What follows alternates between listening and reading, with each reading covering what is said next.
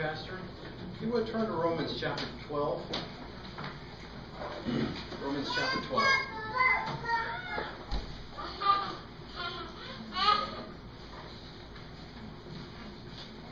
Romans chapter 12, and we'll start in verse 1. I beseech you, therefore, brethren, by the mercies of God, that you present your bodies a living sacrifice, holy, acceptable unto God, which is your reasonable service. And be not conformed to this world, but be ye transformed by the renewing of your mind, that ye may prove what is that good and acceptable and perfect will of God. I'd like to preach to you tonight on a topic of practical holiness in our lives, and it's a very important topic, and I think what I have to say tonight is from the Lord, and I hope that I won't bore you, but that I will exhort you to righteousness. I'd like to start out with a short story that I found from an anonymous Christian detailing an account of his early years, his early home life. And I'll use that as my introduction. Pay attention to the story he tells us. He says, a few months before I was born, my dad met a stranger who was new to our small Tennessee town. From the beginning, Dad was fascinated with this enchanting newcomer and soon invited him to live with our family. The stranger was quickly accepted and was around to welcome me into the world a few months later. As I grew up, I never questioned his place in our family. My mom taught me to love the Word of God. Dad taught me to obey it, but the stranger was our storyteller. He could weave the most fascinating tales. Adventures, mysteries, comedies were daily conversations. He could hold our whole family spellbound for hours each evening. He was like a friend to the whole family. He took Dad, Bill, and me to our first Major League Baseball game. He was always encouraging us to see the movies, and he even made arrangements to introduce us to several movie stars. The stranger was an incessant talker. Dad didn't seem to mind, but sometimes Mom would quietly get up while the rest of us were enthralled with one of his stories of faraway places and go to her room, read her Bible, and pray. I wonder now if she ever prayed that the stranger would leave. You see, my dad ruled our household with certain moral convictions, but this stranger never felt an obligation to honor them. Profanity, for example, was not allowed in our house, not from us, from our friends or adults. Our longtime visitor, however, used occasional four-letter words that burned my ears and made Dad squirm. To my knowledge, the stranger was never confronted. My dad was a teetotaler who didn't permit alcohol in his home, not even for cooking. But the stranger felt he needed exposure and enlightened us to other ways of life. He offered us beer and other alcoholic beverages. Often, he made cigarettes look tasty. He talked freely about sex. His comments were sometimes blatant, sometimes suggestive, and generally embarrassing. I know now that my early concepts of the man-woman relationship were influenced by the stranger. Time after time, he opposed the values of my parents, yet he was seldom rebuked and never asked to leave.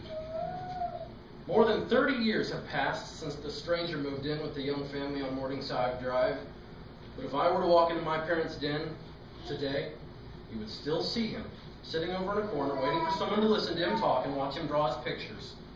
His name? We always called him TB. I hope I'm preaching to the choir on this, but I'd like to bring a sermon that I've entitled, But Be Ye Transformed by the Watching of Your Televisions. But be ye transformed by the watching of your televisions. And that's what television will do. It will transform you. Like I said, I hope I'm preaching to the choir, but maybe not. I don't know. I don't know the viewing habits of everyone in this church, and maybe there's someone who will watch this video who can learn something from this. But I think overall we all need to be exhorted to righteousness from time to time, even on topics that we've already considered. And maybe we should be brought about to consider them more and exhorted to strengthen the fortress of our holiness and our righteousness. Because there is a wicked device that the Bible says we're not to be ignorant of. We're not to be ignorant of Satan's devices. And there is a wicked device that the devil has brought into our homes to compromise our morality, our holiness, our walk with God. The fact of the matter is, American Christians today have no power. We have no holiness. We have no sanctification. we're powerless, we're weak. We go through the motions, but we can't resist temptation. We don't know how to give an answer for our faith. And we wonder why our lives never really amount to much for the Lord. Why it just seems that we're trying to tread water. Why we never charge the very gates of hell with our lifestyle, with our holiness, with our Bibles. Fact is, we're losing our children to the philosophy of the world. That's right. We're losing our wives to unsubmissive rebellion and discontent. We're losing our husbands to pornography and adultery. We're losing our churches. They're dead. They are absolutely dead in this country. Nothing differentiates Christians from the world these days. Why? Well, because they get the same programming as the world gets. They're reading off the same script. They're being fed the same diet. And so it really doesn't matter how many times they go to church. If they're getting the same diet day in and day out, there's not going to be much difference between them, between the world and the church. Let's pray. God in heaven, thank you for your word, for this wonderful group of believers that I can be a member of, that I can come and pour my heart out to. And I know that they will listen and that they will care about the things of your word. Please help me to exhort this church and anyone who may be watching this sermon down the road to holiness, to sanctification. Please help me to say the words you would have me to say and to not get in the way of your message. Use me as a vessel for your glory. Amen. Josh, I'm sorry. I need to get this on you. No, ready? I forgot about that. Park it up there. Absolutely. Pray. So I want to talk to you a little bit about the history of the theater, and to start out with. Got it? There we go. Is it working? It's working. Okay. Thank you. Sorry about that. I want to start out talking a little bit about the history of the theater, the original TV, if you will. The theater goes back a long time, back to the pagans of the old world, and it was a religious ritual. That's very important to understand, because TV in Hollywood has always been, at its nature, at its core, religious. It is not a secular or neutral medium. It is very much religious. It is the pulpit of the devil, if you will. But plays were originally religious rituals. They were stories about the gods, about the pagan deities they worshipped. The first recorded play, in fact, was the Passion Play of the death, burial, and reincarnation of Osiris, a picture of the Antichrist. The point was to familiarize the adherents of these religions with the character, the personality of their deities, and to give them a chance to identify with their deities. In Greece, for example, this concept of playing out deity stories was carried on by the cult of Dionysus. The point was for the viewers to live out the play vicariously, reliving the emotions of the characters and to release or purge their emotional feelings, something they called catharsis. We still use this term in theater, in drama, in TV, in entertainment. And it describes the act of living out our emotions through the characters on screen, and in a sense identifying with them, feeling their pain, feeling their decisions. Aristotle defined catharsis as purgation or cleansing, a medical term to describe the effects of dramatic tragedy on the spectator. By arousing vicarious pity and terror, tragedy directs the spectator's own anxieties outward, and through sympathetic identification with the tragic protagonist, purges them. In other words, it was a religious ceremony in which adherents to this religion could view their deities being represented on the stage, and they could feel the same lust that their gods felt. They could feel the same wrath and violent emotions, and they could be purged of it. This is the way they described it. But really, all it was stirring it up and making them own these emotions, these feelings that God would have us to bring under control and to eliminate through His Word, through reading His Word. But these people in pagan times would watch their theater as a way of stirring up and owning these feelings. When modern entertainment evolved via TV, Hollywood, etc., people thought it had a pretty decent morality. For the most part, Hollywood, when it got started, seemed pretty family-friendly. It seemed to teach good morals. It had good lessons to each show or movie. But I want to make a very important distinction between morality and biblical holiness. You see, one has God as its authority, the other does not. And when you remove God as the authority for morality, it becomes relative. And it's only a matter of time before that landmark is moved further and further and further away from biblical morality, biblical holiness. And so people learn to flock to the theaters in modern times to see good family flicks. And incrementally, little by little, that landmark of morality was moved. And so they learn to believe in morality without the lawgiver, and therefore it became a matter of opinion. Morality became a matter of opinion. And so if someone says, well, you shouldn't do this, well, says who? Well, God says, but if you're raised on relative morality, and it's really just a consensus of what society says, there is no anchor for morality. And your opinion may not matter. It's important to note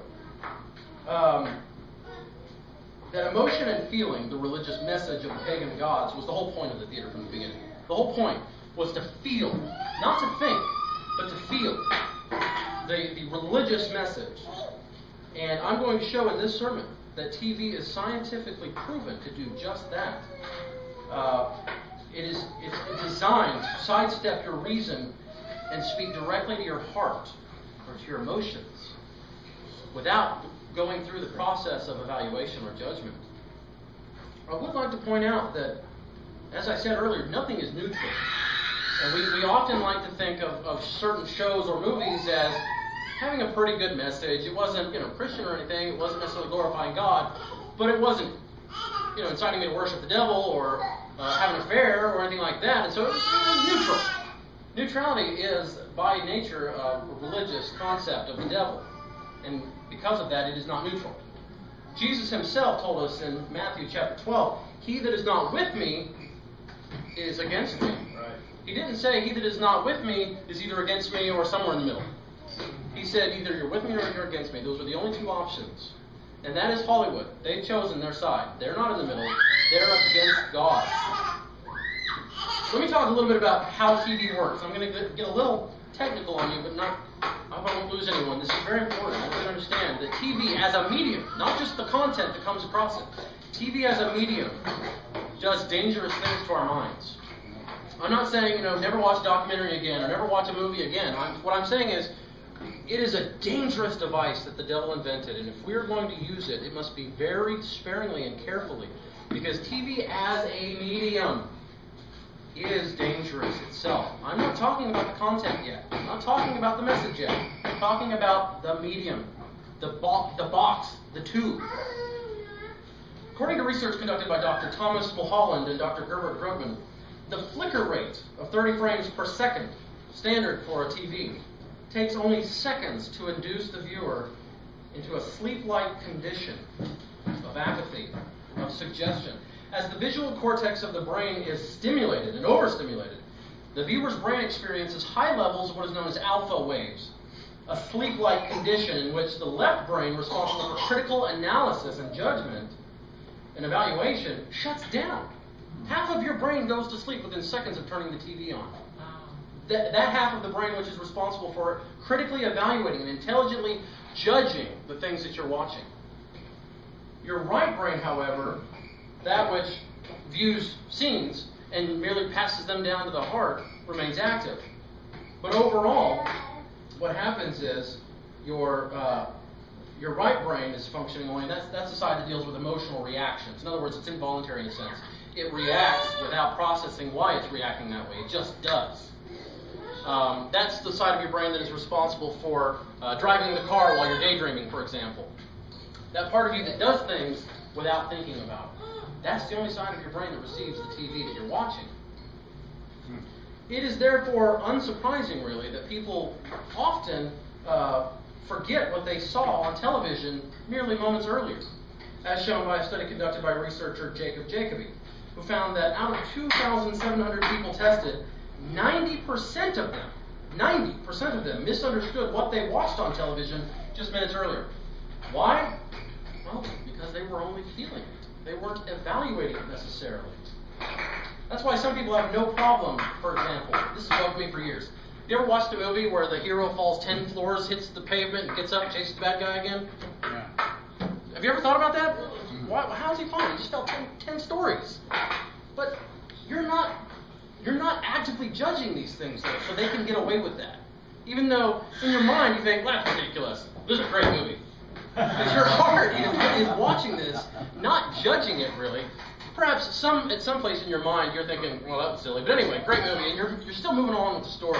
You're still identifying with the protagonist. You're still loving what you're seeing because it's going straight to your heart. Because that portion of your brain which judges and evaluates and realistically thinks intelligently is shut off within seconds of seeing the flicker rate of a TV screen.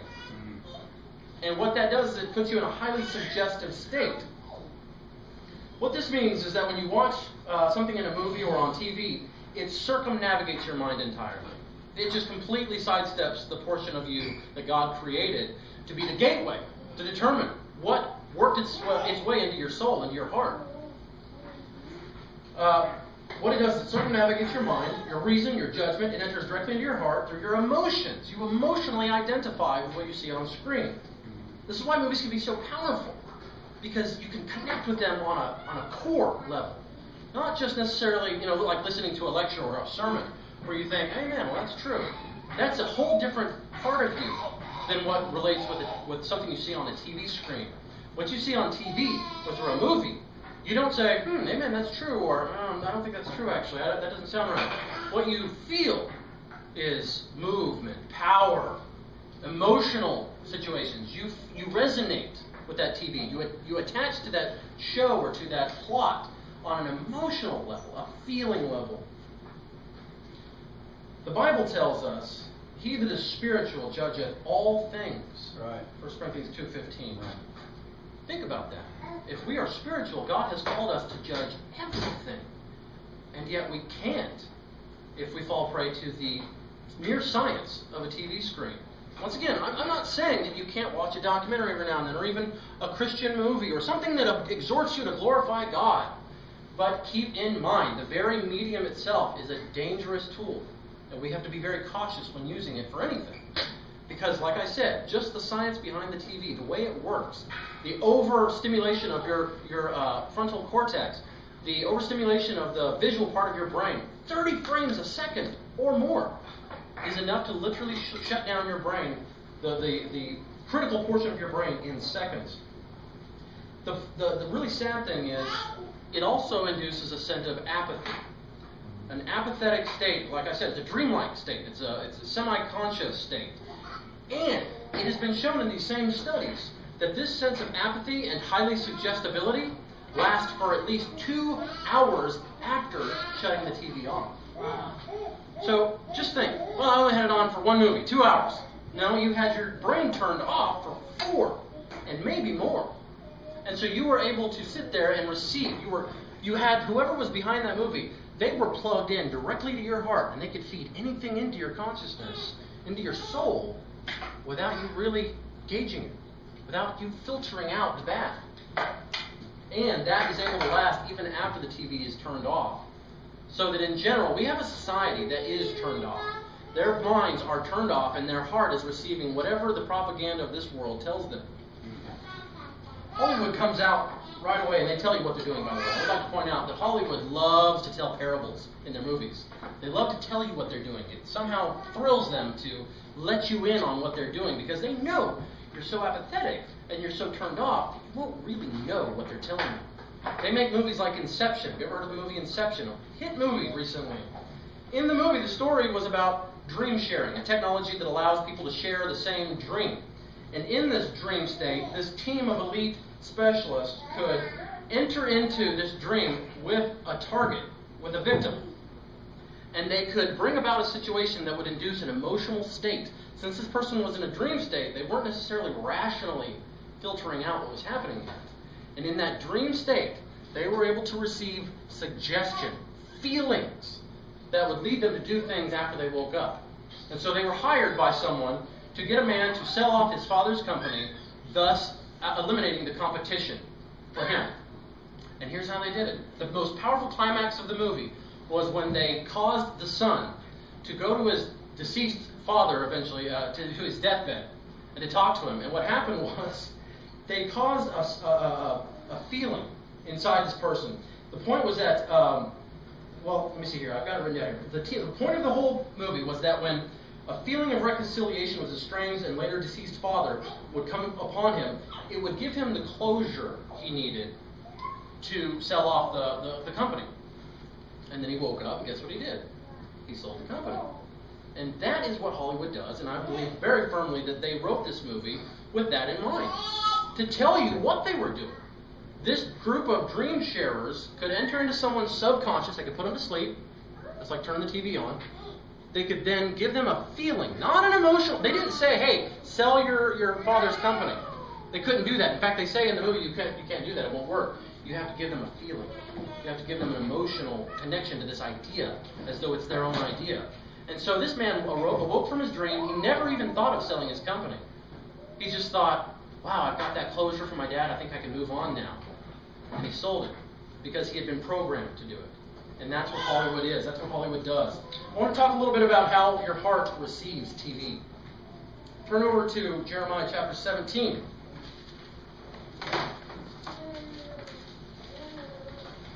Jeremiah chapter 17.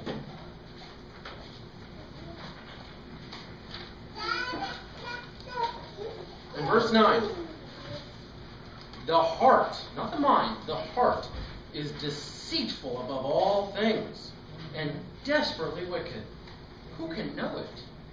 The heart needs to be guarded by our mind. That's why he says in our text to renew your mind. He says you need to be transformed according to your mind, according to the reading and evaluation and judging of the things you read in the Bible, and then judging all things spiritually based on what you read in the Bible. But your heart, on the other hand, is a different story. Your heart is deceitful. You can't trust it. What you watch goes into your heart. It affects how you live and believe. The Bible describes the thoughts of your heart. Did you know your heart has thoughts? Did you know that? Your heart actually thinks things. Not in a critical sense, but on an emotional level. Your core convictions, in other words, whether acquired by rational evaluation, and then it's deposited in your heart, or by suggestive emotional feelings, it's put into your heart. For example, Genesis 6:5 says, And God saw that the wickedness of man was great in the earth, and that every imagination of the thoughts of his heart was only evil continually. Well, what do you know? His heart had thoughts. Matthew 15, verse 19. For out of the heart proceed evil thoughts. Murders, adulteries, fornications, thefts, false witness, blasphemies. Proverbs 23:7. For as he thinketh in his heart, so is he. That's powerful because it tells us that the thoughts of our heart determine who we are, what we do. That's like the movie, right? Inception. What they felt, what they were told through a feeling, through an emotion, they later went on to do, to be, changed who they were as a person.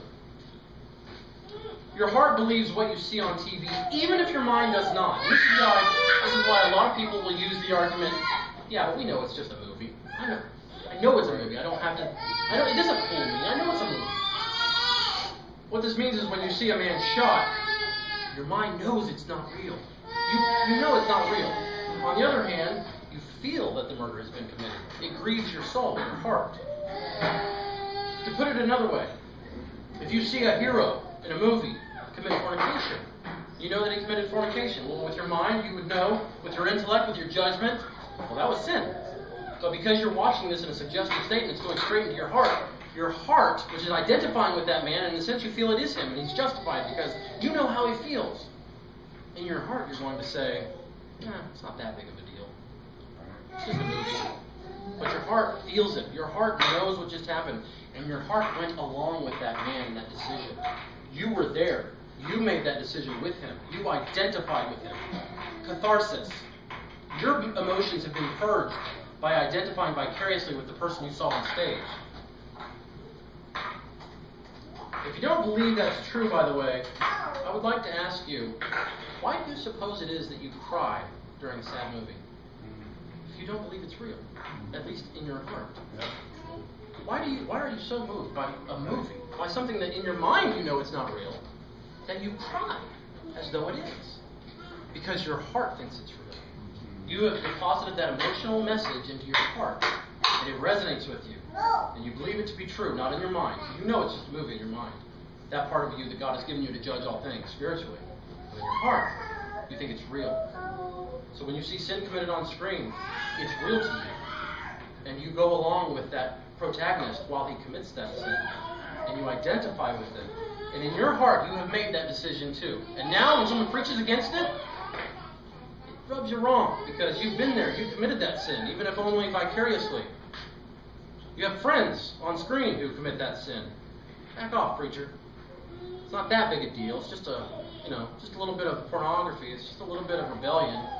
It's not that big of a deal. Come on. Because you have an emotional attachment to it. Because you have identified with that person on screen. Just as the pagans with their passion plays, the whole point of the entertainment industry is to make you live through the characters vicariously, to lose touch with reality, and to adopt the morality of the characters on screen. To illustrate this, I just did a little searching online, looked at some chat boards, see what people were saying about their favorite shows and TVs. I found some very interesting quotes. That on some level, these people identified with these characters. They lived vicariously through them, and they were taught the morality of the things that they watched. Here's a few that I pulled offline. I feel like I've developed a bond with the characters, almost to the point of thinking of them as actual friends.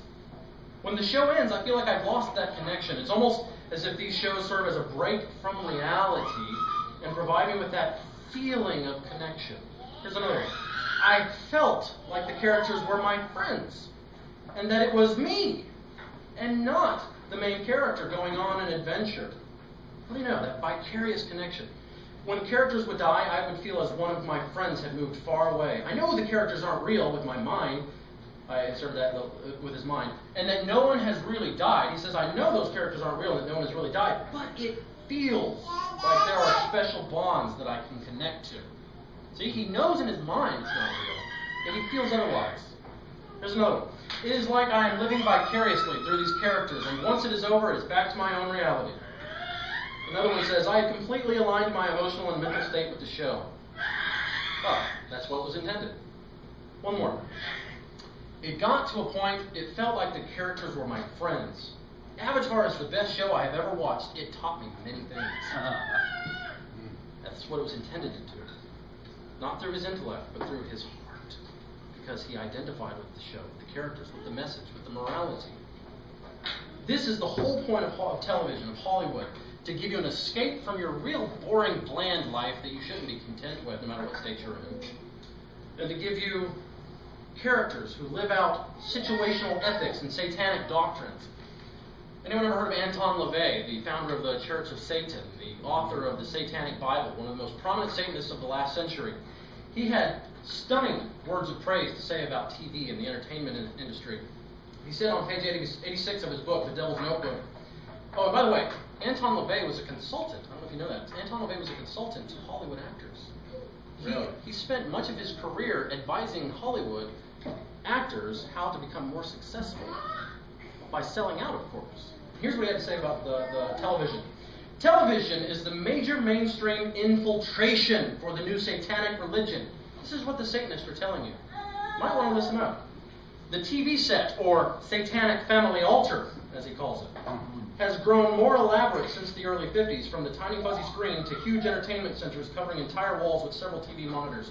What started as an innocent respite from everyday life has become in itself a replacement for real life for millions, a major religion of the masses. That's right. TV is religious. Hollywood is religious. It's not neutral. So the serpent, more subtle than any beast of the field, has placed into the majority of so-called Christian homes his own sinister evangelist to change the authoritative, thus saith the Lord, into the situation ethics of, yea, hath God said. And now we have seen the swap in our churches today, where relative morality rules more than the Bible. And who we tolerate or judge, well, we shouldn't judge anyone. We should just love them. We shouldn't think something is wrong or look down at anyone. Well, we shouldn't necessarily look down our nose at people, but at the same time, the Bible does tell us to judge righteous judgment and to judge all things. But our churches have the satanic evangelist in their living rooms, and so they think like it tells them to think. I want to talk a little bit about the actors, the message and the agenda. And my point really in this is that if they're bad, if I can show you that they are bad, that they are sold out, if the actors and the people behind the entertainment industry are bad, then it's really only logical to conclude that the message that they give us is also dangerous, is also wrong. A lot of these stats and statistics here that I'm pulling are from Pastor Jason Cooley from Old Paths Baptist Church. You can find his sermons on Hollywood and on sermonaudio.com. And also a couple of stunning documentaries by the name of Hollywood Unmasked, Part 1 and 2. You can find those on YouTube. And a few other articles I've been able to find. I'm going to show you some things about the inside of the industry. We're going to walk into Hollywood for a minute. But first turn to Matthew chapter 7. Matthew chapter 7.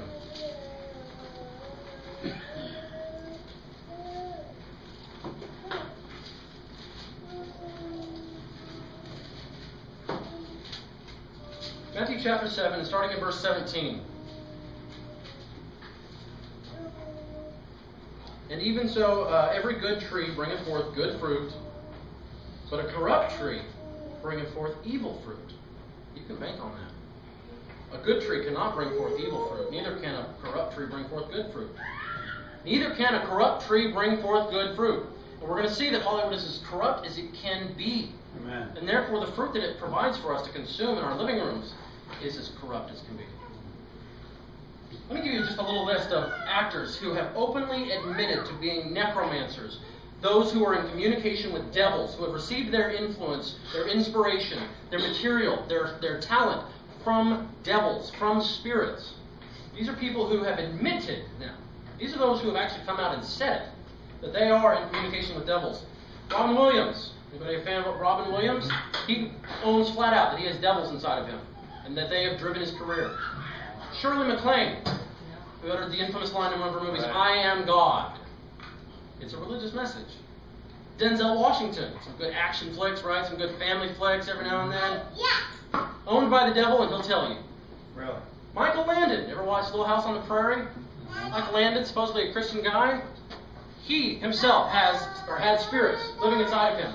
He owned to having devils drive him in his career. But he was an angel. Wait a minute. Yeah, if you watch his show, you'll find that the subtle influences of New Ageism, or a dysfunctional family, or a morality departed from God, a morality divorced from biblical holiness, were his whole mission.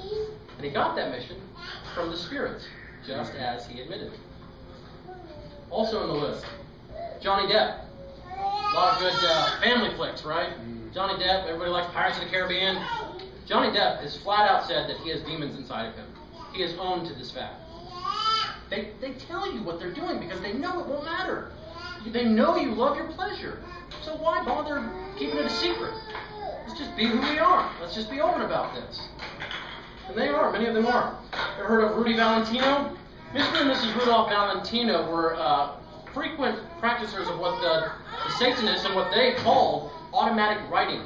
This is a very frequently employed tactic used by Satanists, those in the occult, whereby the devil counterfeits divine inspiration. They put a pen in their hand and paper on their desk, and they wait for the devil to write using them as their instrument. The voices come and their hand just moves. Called automatic writing. They spoke of it often. Rudy Valentino and his wife. They wrote scripts for Hollywood movies, and they openly admitted to writing those scripts under the inspiration of spirits who would literally move their hand involuntarily. And that was, what, 20s, 30s? Yeah. That's right at the beginning of Hollywood. If the tree is corrupt, what do you think the fruit is? That's right. If the tree was corrupt in the 20s and 30s, how do you think it is now? Betty Garbo, Roseanne Barr, big surprise. Oprah Winfrey, the New Age goddess. Kevin Bacon, people whose careers were propelled by this indwelling of devils. Ever heard of Robert Johnson? Went down to the crossroads, sold his soul to the devil so he could play the guitar. That was a true story. Right. It's been mythological. It's been turned into a myth. But the point is, today, people in the entertainment industry, whether music or acting, literally sell their souls to the devil. They literally open themselves up to satanic possession in exchange for fame, popularity, and fortune. And little nobodies on screen have been known to skyrocket to fame after making a bargain with the devil. And suddenly they're not themselves anymore. Many directors on camera, by the way, it's a matter of public record, have admitted that they put witchcraft, nudity, violence, you name it, into their films to keep people interested and open to suggestion. They use terms like this for their message. They say that they use these things because it opens up people to receive their message and that they have an agenda for making these videos. Not just to entertain people, but to teach them. Directors, look it up on YouTube. Directors, popular directors that make movies you've heard of, possibly even watched, have said, well, yeah, we put things in these movies to open people up to suggestion, to keep them interested, to make them ready to receive the message that we have to give them. Look at even the old shows, like I Love Lucy.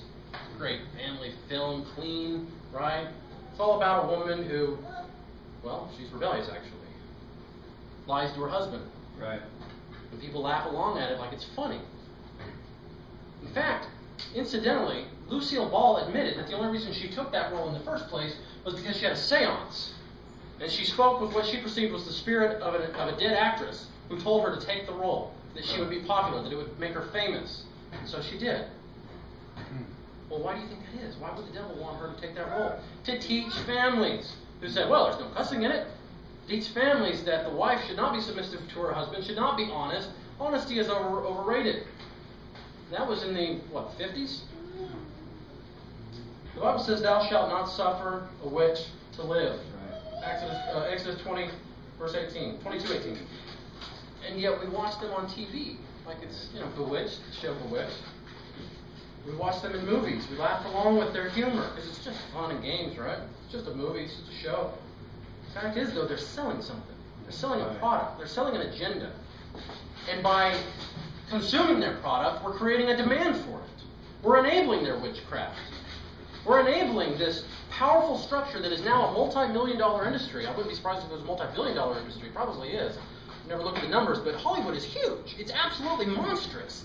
And I mean, they're having, a movie comes out and it has like a $5 million weekend or something, just opening up in a few select cities across the U.S. But everyone wants to go see the latest flick. It's huge, and we have helped it become that. We have empowered the beast. We buy their product. What about violence? I grew up with some really strict movie rules. My dad was very strict with his movies. Only G-rated movies, no cussing, nothing like that.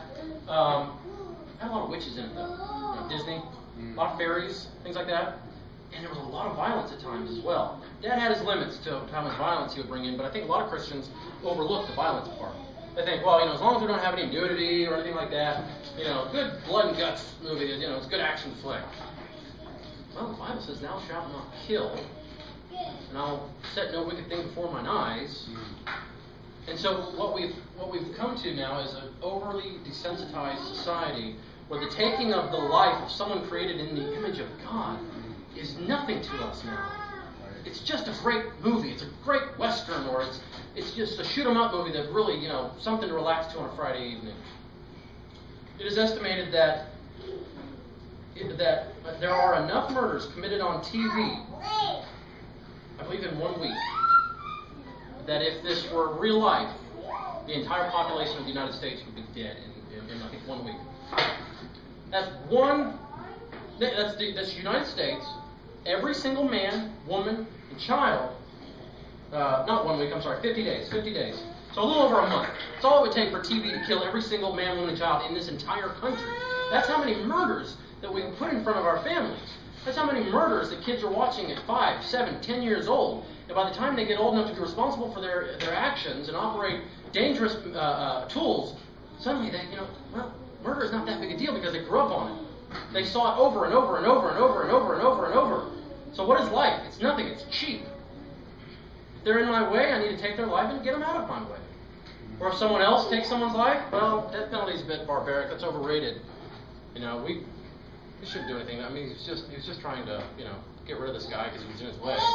And so we have a society that is now overly tolerant to heinous crimes and sins because they're desensitized. Because they've seen the entire population of the U.S. butchered in just 50 days. Every 50 days. That's how many murders on TV. Let me ask you this. I've often thought about this. What if you just removed the screen? Would you allow the same actions to take place in your home if there was no screen between you and the actors? What if they came in, a man and woman unmarried, started making out in your living room? Your children sitting there on the couch. That make you uncomfortable? Would you ask them to leave or stop? What if they used the language that we let into our homes? Did you say something? Did you invite them back? What if they killed someone in your living room? Why is it that we can say it's just a movie when our heart tells us otherwise? Our heart believes it. The Bible says, "Oh, put no wicked thing before mine eyes," and yet we let these things into our homes merely because there's a screen dividing us from the action. As long as there's that screen and that blinking bulb, it's okay. There's nothing wrong with looking at these things through a screen, but it's wrong if there's no screen? Why the hypocrisy? Turn over to 2 Corinthians chapter 6. 2 Corinthians chapter 6. Like I said, I hope and pray that this is old news to you guys, and that maybe this is just something that bears repeating or is a good reminder. But to be honest, in many ways, I'm preaching to myself, because I've always had very strict movie standards, and yet, if I'm honest with you, I've seen things that I should never have allowed myself to see, even with my strict standards. I've been loose with my standards. I've let things into my house that I thought wasn't that big of a deal. But if we just look at the Bible, and if we just actually are Bible believers like we say we are, we need to be honest with ourselves. We need to be honest with God and realize that we're not to have anything to do with these things. We're to hate them, in fact. 2 Corinthians chapter 6 and verse 14. Be ye not unequally yoked together with unbelievers. For what fellowship hath righteousness with unrighteousness? And what communion hath light with darkness? Well, we have a lot of communion these days via our TV. We have a lot of communion with darkness. And what concord hath Christ with Belial? And what part hath he that believeth with an infidel? And what agreement hath the temple of God with idols? Quite a bit. That's how much. Quite a bit these days because of our TVs. For ye are the temple of the living God. In the Old Testament there was a strict penalty for setting up idolatry near the temple of God. And it was said to the credit of one of his kings that he removed the idols that were put in the courtyard of the temple. Right. We are the temple. Yet every time we go home, we're putting ourselves right beside an idol. A piece of idolatry, of spiritual fornication. What agreement hath the temple of God with idols? For ye are the temple of the living God. As God hath said, I will dwell in them, and walk in them, and I will be their God, and they shall be my people. Wherefore, come out from among them, and be ye separate, saith the Lord, and touch not the unclean thing. Don't even touch it. Don't think about it. Don't even dabble in it. Just stay away from it. It's not worth it. Touch not the unclean thing, and I will receive you. That's very crucial. Why is it that we can't walk with God these days? Why is it we're so powerless over sin? Because God will not receive us in our filthy state, in our tainted state. And I will be a father unto you, and ye shall be my sons and daughters, saith the Lord Almighty. Having therefore these promises, dearly beloved, let us cleanse ourselves from all filthiness of the flesh and spirit, perfecting holiness in the fear of God. Our God is a consuming fire. And He has told us, He has commanded us to be holy as He is holy. How many of the things that we allow in our homes would we, honestly, I'm sure we've heard this before, but let's be honest. How many things would we put on the TV if God were there? He is there. Right. You don't see Him, but He is there with you. So next time you go to turn something on, think about it. Would you turn that on if you knew Jesus Christ was physically sitting there right beside you? Let's talk about Disney for a minute. Disney is possibly the most wicked movie maker in the history of film. Because they've sold the lie, it's called marketing, that they're family-oriented, that they're clean. And that is what makes them so dangerous. Because the message that they put in their movies is aimed specifically at your kids. And it's given to you with sugar coating. And it looks desirable. It's like something to make one wise. You want a taste of it, don't you? Your kids want to. implants sexual messages and thoughts of rebellion in our youth. One example, since I'm trying to squeeze all this into an hour. One example. Let's look at the lyrics of a song from Aladdin, the Disney production Aladdin, A Whole New World. Tell me, princess, now when did you last let your heart decide? Your heart that is desperately wicked above all things. It says you should let your heart decide. I can open your eyes. Oh, I heard something like that in the garden. Take you wonder by wonder, over, sideways, and under, on a magic carpet ride. You know, that sounds kind of filthy considering it came from a young punk who climbed into a girl's bedroom at night and told her these things. I don't believe you have to have a dirty mind to see the filth in this song.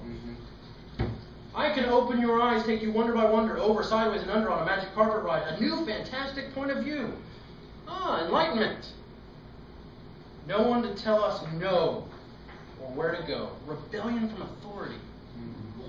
Aleister Crowley, possibly the most influential Satanist of modern history, he wrote the Book of the Law, and in it he summarized his entire philosophy of Satan with this phrase. He says, "Do what thou wilt shall be the whole of the law." That is Satan's only one commandment: do whatever you want. No one to tell us no or where to go. That's the message that Disney gives us. Do what thou wilt. Let's talk a little bit about the romance of Disney movies. They teach you this pie-in-the-sky fantasy that you shouldn't settle for just any old guy or any old woman. You need to make sure she's the one. You need to make sure that your heart goes pitter-patter every time you see her. Or every time you see him come into the room, you just want him so bad. You just can't even stand up because he's the one and you're madly in love. But the Bible doesn't say that. Actually, it's interesting. The Bible never says marry someone because you fell in love with them. The Bible says fall in love with someone because you married them. It's completely switched around. And what we've done is we've taught our youth, and I was actually a victim of this for quite some time, where I thought, okay, I can't marry anyone until I'm absolutely certain that they're the one who was destined for me. And it has to all come together perfectly.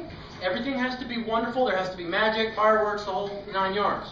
And you can't marry someone just because they're a good spiritual Christian person and that you could then raise up a godly seed to glorify the Father with them. No. You have to marry them because they make your heart go pitter-patter. Because you fell for them. That you're in love. That's what Disney has given us. How many Disney movies can you think of where the father picked out someone for the daughter to marry? Good, responsible individual. But she wouldn't marry him. Why? Because there was some other kid, some other punk who had her heart. And she felt all giddy inside, butterflies, fireworks. And she knew he was the one, and she would not settle for that boring, by-the-book guy that her dad picked out for her. Instead, she went with the man Disney told her to go for. That is the message that we are giving our children with G-rated, wholesome family entertainment from Disney, which is out of the pit of hell. Subliminal messages. I mean, I haven't even gotten into subliminal messages. Disney is filled with them. I can show you a topless woman in The Rescuers, a cartoon. We're talking cartoons made for little children. I could tell you phrases that are whispered at key moments when your mind isn't listening, but your heart is. But they're unrepeatable. But your kids pick up on it. Their hearts pick up on it. They identify with these characters, and they want to do what these characters do, and they want to do what these characters tell them to do and tell them is right.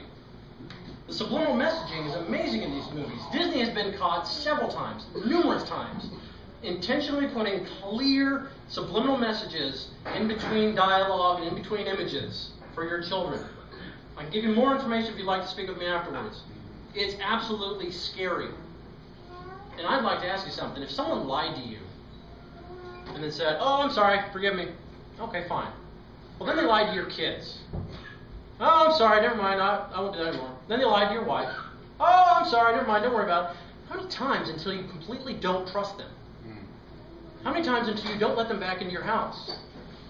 How many times are we going to trust someone like Disney, who has been caught over and over and over acting as a predator on our children, our families?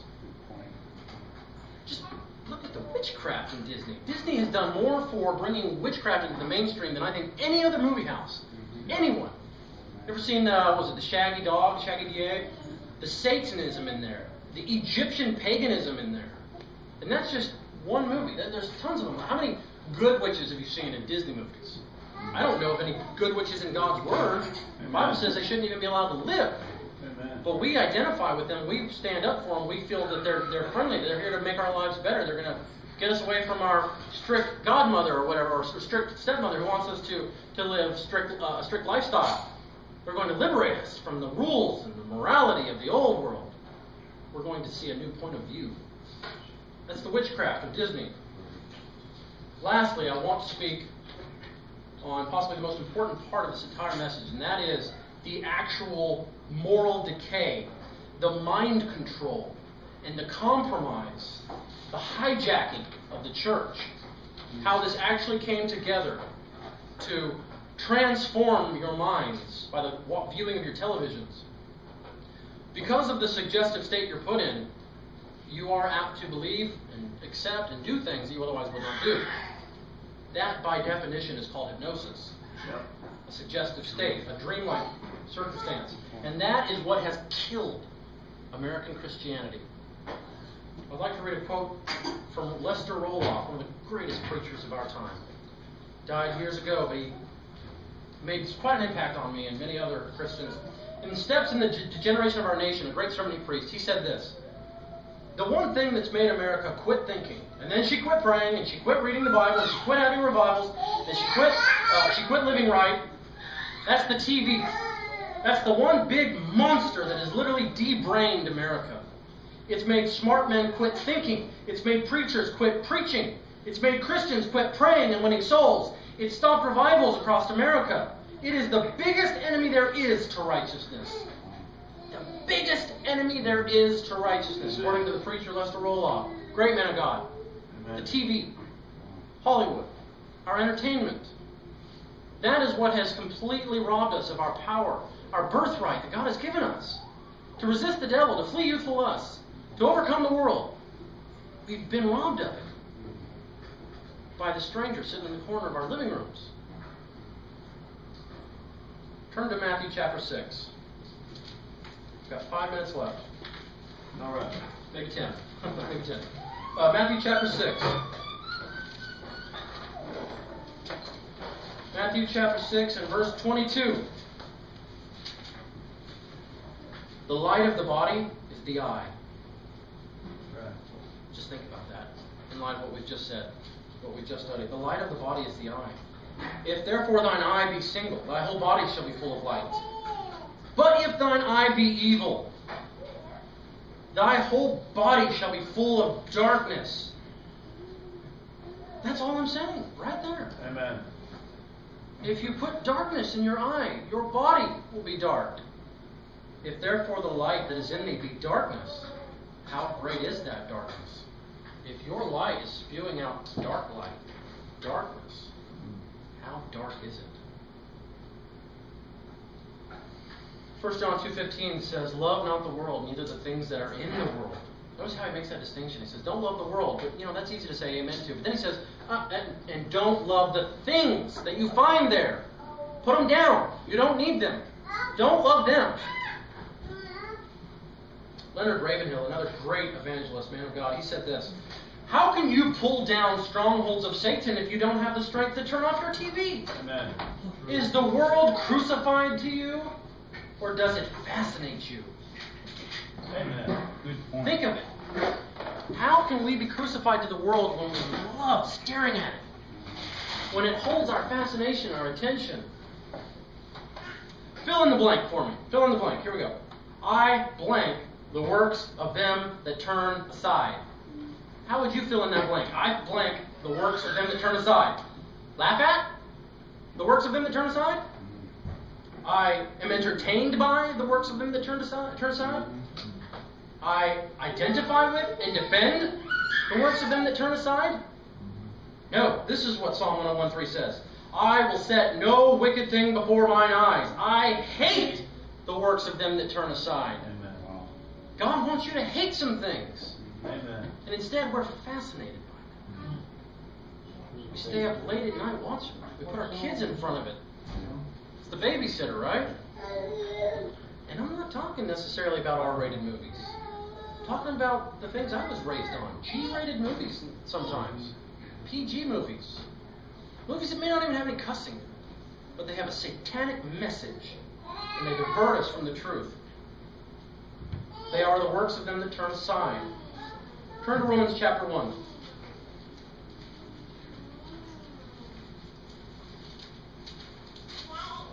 Romans chapter 1.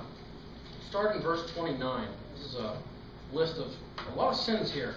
Being filled with all unrighteousness, fornication, wickedness, covetousness, maliciousness, full of envy, murder, debate, deceit, malignity, whisperers, backbiters, haters of God, despiteful, proud, boasters, inventors of evil things, disobedient to parents, without understanding, covenant breakers, without natural affection, implacable, unmerciful, who knowing the judgment of God, that they which commit such things are worthy of death. But it doesn't end there. Not only do the same, but have pleasure in them that do them. If you have pleasure or entertained by these works of wickedness, the Bible says that you are on the same level as those who have committed them. Oh, I've never cheated on my wife or anything. Really? You ever watch a show where there was some adultery going on? It doesn't have to be a graphic scene. If it takes place and the character does it, you identify with it. You justify it in your heart. And God says, you're just as guilty of it as they are. You're just as guilty for just taking the pleasure of entertaining yourself with it. Jeremiah testified in the Old Testament that God's people have lost their ability to even blush. That's right. At wickedness. The things that should not even be spoken of in public. We can't even blush anymore. That's right. Because we're so desensitized to them. And once again, I would like to say this is not necessarily someone who's addicted to TV. I'm preaching to the church. I'm not preaching to the lost people, the devil's children. I'm talking about American Christianity. People who have brought these movies into their lives, this TV into their lives, and they've said, well, it's got a good moral to it, it's got a good story. And maybe they don't even watch it all day long every day like a lot of people do. Maybe it's just an occasional flick, something to unwind, and they like this show, so they watch all the episodes, they buy it or whatever. Those are the people I'm talking about. Even they have lost their ability to blush. And what has happened now is the world, or the church, is in lockstep with the world. Yes, they may be a few steps behind the world, but as the world goes further and further into damnation, the church is just a few steps behind them at all times. Oh, we're not the world. No, you're sure not, but you are what they were 10, 15 years ago. And in that sense, you are the world. Because you're in lockstep with them. Because, why? Well, because you're getting the same uploads. You're getting the same programming, the same script. The steady stream of updates, streaming into the homes and directly into the minds of Christians, has left them utterly unable to judge spiritual, to make biblical distinctions, righteous judgment. Their TV tells them who to vote for, how to choose a mate, how family life looks, how to speak to their spouse, what to wear, who to shun, who to be tolerant of. The TV tells both the world and the church these things, and therefore there is almost never in modern Christianity much difference between the two, because they're watching the same boob tube. Amen. They're watching the same filth. We call it political correctness, but that's really an inadequate term because it doesn't speak to the entirety of the whole problem. Really, what it should be called is mass hypnosis. And that's exactly what it is, literally. That's no exaggeration. This is hypnosis, by definition. Being in a perpetual state of suggestion, suffering under strong delusion prophesied of in the end times. Ultimately, you know where this is going, leads the world to follow the Antichrist and to make war with God. Right. Amen. And we're receiving that same stream of updates. That's right. Everyone sounds like they're reading from the same damnable script. If you listen to people, especially more mainstream Christians, there's no difference between what they're saying. They have these catchphrases. Follow your heart. Support the troops. Hate the sin, love the sinner. Don't judge. If it feels good, do it. We've got to vote for the lesser of two evils. Support the state of Israel. Don't settle. Wait for the one. Learn to love yourself. I don't think anyone needs to learn to love themselves. Essentially what they're saying is, do what thou wilt. Right. Zbigniew Brzezinski, one of the most elite of the elites, helped found the Council on Foreign Relations, a wicked group of masterminds who run the world. He helped found the Trilateral Commission, a very similar organization. an advisor to every president since Jimmy Carter. This is what he had to say about TV. Shortly, the public will be unable to reason or think for themselves. Shortly, he said. They'll only be able to parrot the information they've been given on the previous night's news. And that is exactly what happens. That's why everyone sounds the same. Yep. Because they've been told what to think, what to say, how to react whenever they encounter truth. You ever spoken with someone about significant things of truth, and how do they react? Yeah. Blank stare. Right. The elite devised a scheme around 1900 as Alan Watt, he's a social analyst, political analyst. He discussed a scheme that was devised around 1900, late 1800s, early 1900s by the elite to control the population. And what they did was they decided they were going to give women soap operas and men sports. They were going to bring adults back into childhood, where they, gossiped about whose husband, or who's got the ball and who can carry it the farthest, the fastest. And instead of putting away childish things when they got older, men and women continued to think on an adolescent basis, on an immature basis. And because of this, grown men obsess over a football game and don't care what is happening to their country, to their families, to their walk with God. Amen. Can't even have a conversation with them about anything of significance because they're under hypnosis. Amen. Any opinions they have on important topics were fed to them by the TV, by their father figures who tell them on the news what to think. They set up the debate. Here's, so-and-so from the liberal side. Here's so-and-so from the conservative side. You decide. Nonsense. The devil decided before they ever went on air. And they've only given you the two decisions that won't change anything. And so you don't know how to think because you've only been given two options. You've never seen the third option, which is given in the Bible. The TV has become the alpha and omega to these people. The beginning and the end. It's everything. In fact, I found something online. The new 23rd Psalm. Let me read it real quick. The TV is my shepherd, I shall want. It makes me lie down on the sofa. It leads me away from the scriptures. It destroys my soul. It leads me in the path of sex and violence for the sponsor's sake. Yea, though I walk in the shadow of my Christian responsibilities, there will be no interruption, for the TV is with me. Its cable and remote, they control me. It prepares a commercial before me in the presence of worldliness. It anoints my head with humanism. My coveting runneth over. Surely laziness and ignorance shall follow me all the days of my life, and I shall dwell in the house of watching TV forever. And that is Christianity just as much as the church these days. The question is often asked, okay, I get it. TV is from the world, we should be careful. But come on, we got to have some entertainment, right? What are we going to do for entertainment? We need to be able to distract ourselves every now and then. What can we do to blow off some steam, to kick back? Well, Lester Roloff had a quote about that too. You know what he said the answer was? He said, biblical discipline is the answer.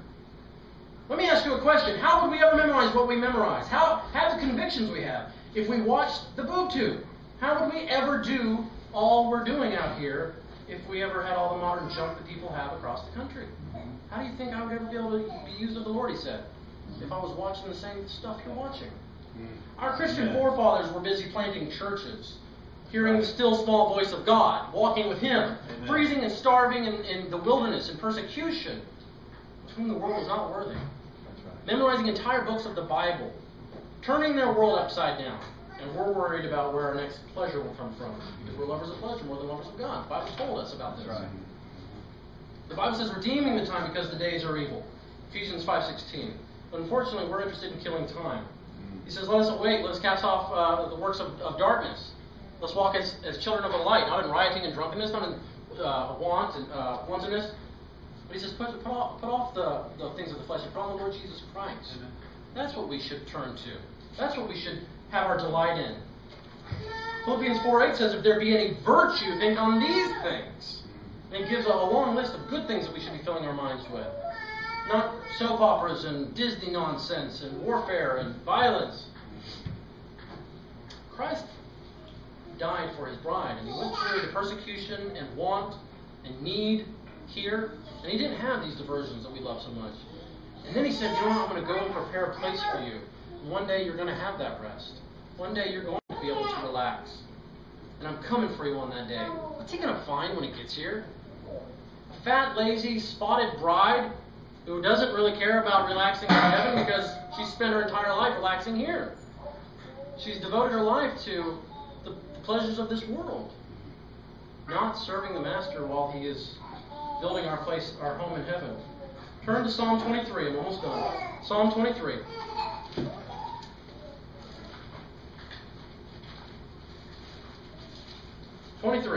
Psalm 23, and starting in verse 3. I'm sorry, Psalm 24. Psalm 24, verse 3. 24. Psalm 24, and starting in verse 3, the Bible says, Who shall ascend into the hill of the Lord? Or who shall stand in his holy place? He that hath clean hands and a pure heart, who hath not lifted up his soul unto vanity. That's another name for TV, in case you didn't know. Nor sworn deceitfully. He shall receive the blessing from the Lord and the righteousness from the God of his salvation. You want righteousness in your life? Cut out the garbage.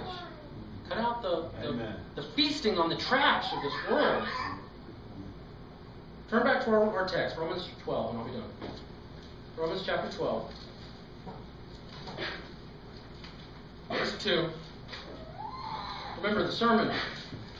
Be transformed, right? Romans 12, verse 2. And be not conformed to this world. Don't listen to their uplinks. Don't receive their mind control. Don't listen to the script that they read off. Don't go along with the flow that will eventually seek to war against God and worship a man named the Antichrist. Don't be conformed to their way of doing things, their way of thinking, their way of feeling about things. But be ye transformed by the renewing of your mind. Amen. Put your mind back in the driver's seat. Amen. Stop listening to your heart like Jiminy Cricket tells you to do. Listen to the Bible. Renew your mind that you may prove, that you may judge what is that good and acceptable and perfect will of God.